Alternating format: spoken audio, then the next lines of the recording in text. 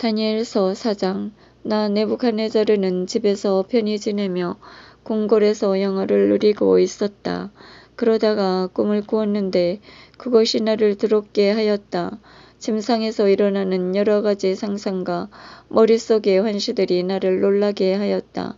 그래서 나는 칙령을 내려 바빌론의 현인들을 모두 데려다가 나에게 꿈의 뜻을 설명하라고 하였다. 요술사, 주술사, 점성가, 점술사들이 오자 내가 그들에게 꿈을 이야기해 주었지만 그들은 나에게 그 뜻을 설명하지 못하였다. 마침내 다니엘이 나에게 왔다. 내 신의 이름을 따라 벨트사차르라는 이름을 가진 그는 거룩한 신들의 영을 지닌 사람이었다. 그래서 내가 그에게 꿈을 이야기해 주었다. 요술사들의 우두머리 벨트사차르야, 너는 거룩한 신들의 영을 지녔으며 어떠한 신비도 너에게는 어렵지 않음을 나는 안다.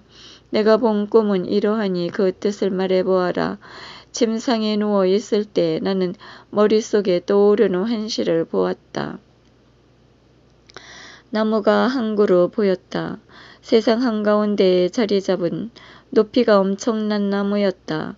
그 나무가 더욱 크고 튼튼하게 자라서 높이가 하늘까지 닿으니 세상 끝 어디에서도 그것을 볼 수 있었다. 잎은 아름답고 열매는 풍성하여 모든 사람의 양식이 될 수 있었다. 그 그늘 밑으로는 들짐승들이 찾아들고 그 가지에는 하늘의 새들이 깃들였으며 모든 생물이 그 나무에서 양식을 얻었다. 침상에 누운 나는 계속 머릿속에 떠오르는 환시를 보고 있었는데 이번에는 하늘에서 거룩한 감시자가 내려와 큰 소리로 외쳤다. 그가 이렇게 말하였다. 저 나무를 베어라. 가지는 잘라내고 잎은 떨어버리고 열매는 흩어버려라.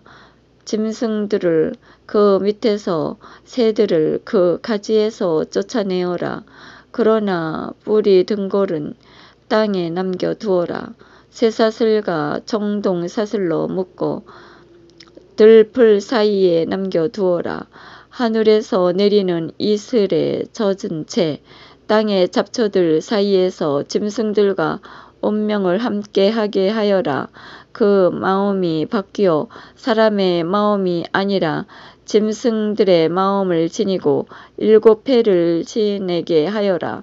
이는 감시자들의 결정에 따른 칙령이며 거룩한 이들의 지시에 따른 판결로서 가장 높으신 분께서 인간들의 나라를 지배하심을 살아있는 자들이 알게 하려는 것이다. 그분께서는 원하시는 이에게 그 나라를 주시고 가장 낮은 사람을 그 나라 위에 세우신다. 이것이 나 네부갓네자르 임금이 본 꿈이다.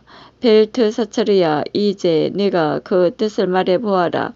내 나라의 현인들은 아무도 그 뜻을 나에게 설명하지 못하였다. 그러나 너는 거룩한 신들의 영을 지녔으니 할 수 있지 않느냐? 다니엘이 꿈의 뜻을 밝히다. 벨트사차르라는 이름을 가진 다니엘은 잠시 당황하였다. 임금의 생각들이 그를 놀라게 한 것이다. 그러자 임금이 말하였다. 벨트사차르야, 내 꿈과 그 뜻이 너를 놀라게 하지 않기를 바란다. 그제야 벨트사차르가 대답하였다. 임금님, 그 꿈이 임금님의 원수들에게, 그 뜻이 임금님의 적들에게 해당되는 것이라면 얼마나 좋겠습니까? 임금님께서 보신 그 나무는 크고 튼튼하게 자라서 높이가 하늘까지 다 세상 어디에서도 그것을 볼 수 있었습니다. 잎은 아름답고 열매는 풍성하여 모든 사람의 양식이 될 수 있었습니다. 그 그늘 밑에는 들짐승들이 깃들고 그 가지에는 하늘의 새들이 둥지를 틀었습니다. 임금님, 그 나무는 바로 임금님이십니다. 임금님께서는 크고 튼튼하게 자라셨습니다. 임금님의 위력은 더욱 커져 하늘까지 닿고 임금님의 통치는 땅끝까지 이르렀습니다. 그런데 임금님께서는 하늘에서 거룩한 감시자가 내려와 이렇게 말하는 것을 또 보셨습니다. 저 나무를 베어 없애버려라. 그러나 뿌리 등거리는 땅에 남겨두어라. 쇠사슬과 천동사슬로 묶고 들풀 사이에서 남겨두지 말아라. 하늘에서 내리는 이슬에 젖은 채 들짐승과 운명을 함께하게 하여라. 7회를 지날 때까지 그렇게 하여라. 임금님 꿈의 뜻은 이러합니다. 그것은 저의 주군이신 하느님께서 내리신 가장 높으신 분의 결정입니다. 임금님께서는 사람들에게서 쫓겨나 들짐승과 함께 사시겠습니다. 그래서 소처럼 풀을 드시고 하늘에서 내리는 이슬에 젖으실 것입니다. 그렇게 7회를 지내시고 나서야 임금님께서는 비로소 가장 높으신 분께서 인간들의 나라를 다스리시고 그분께서 원하시는 이에게 그 나라를 주신다는 것을 깨닫게 되시겠습니다. 또 그 나무에 뿌리 든 거를 남겨두라고 한 것은 하늘이 세상을 다스림을 임금님께서 깨달으신 다음에야 임금님의 나라가 임금님께 되돌아진다는 것을 뜻합니다. 그러니 임금님, 저의 조언이 임금님께 받아들여지기를 바랍니다. 의로운 일을 하시어 죄를 벗으시고 가난한 이들에게 자비를 베푸시어 불의를 벗으십시오. 그러시면 임금님의 번영이 지속될지도 모릅니다. 꿈이 그대로 이루어지다. 이 모든 것이 네부갓네살 임금에게 그대로 일어났다. 12달이 지난 뒤 임금은 바빌론에 있는 왕궁 옥상을 거닐면서 혼자 말하였다. 이것이 대바빌론이 아니냐? 내가 영광과 영화를 떨치고 나의 강력한 권세를 행사하여 왕도로 세운 것이다. 이 말이 임금님의 입에서 채 떨어지기 전에 하늘에서 말소리가 들렸다. 네부갓네살의 임금아, 너에게 내리는 판결이다. 왕권이 너에게서 떨어져 나갔다. 너는 사람들에게서 쫓겨나 들짐승과 함께 살 것이다. 그래서 너는 소처럼 풀을 먹을 것이다.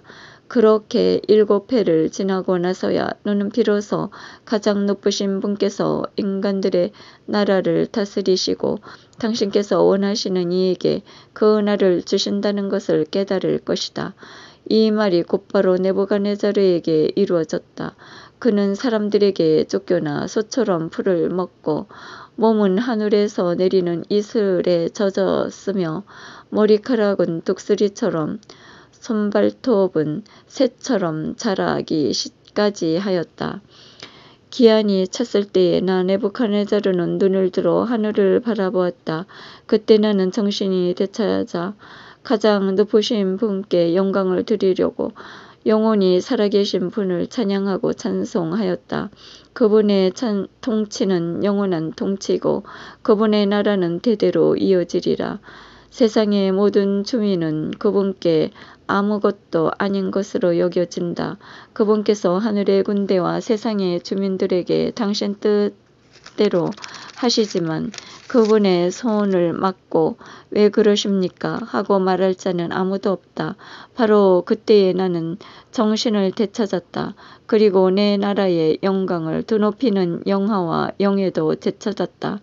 나의 자문관들과 대신들이 나를 찾아왔으며 나는 내 왕권을 회복하고 더욱더 큰 위력을 얻었다. 이제 나 네부갓네살은 하늘의 임금님을 찬양하고 숭상하며 찬송한다. 그분께서 하시는 일은 모두 진실하고 그 길은 다 공정하니 그분께서는 교만 속에 걷는 자들을 낮추실 수 있는 분이시다. 생명의 말씀이신 주님, 영원히 찬미 받으소서.